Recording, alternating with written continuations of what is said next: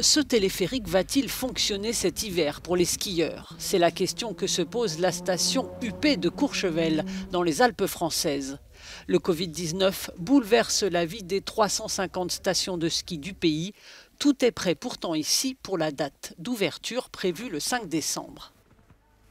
Courchevel ayant à 70% de clientèle internationale, cette année nous allons être particulièrement impactés puisque peu d'étrangers vont venir. Ceci dit, ça reste une clientèle qui reviendra, qui est intéressante parce que c'est une clientèle qui amène beaucoup de valeur ajoutée. Malgré l'incertitude et l'inquiétude, les constructions sortent de terre, les travaux se poursuivent dans cette station qui passe de 2400 habitants l'été à 38 000 en hiver. La hantise, c'est de revivre une saison tronquée comme l'an dernier. Le confinement avait stoppé l'activité en mars. Et c'est vrai qu'un mois de perte, vous pouvez imaginer des moins 30% par exemple de chiffre d'affaires. Pour assurer la sécurité sanitaire, Courchevel aura un laboratoire capable de tester 500 personnes par jour.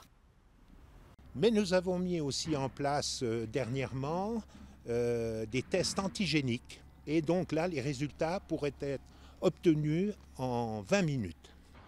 À Courchevel, seul cet hôtel reste ouvert toute l'année au cœur de la station. Partout, les réservations ont chuté et la fermeture des restaurants est une interrogation.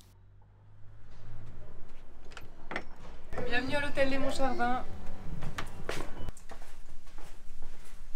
Donc la différence cette année, c'est que les gens peuvent uniquement poser des options.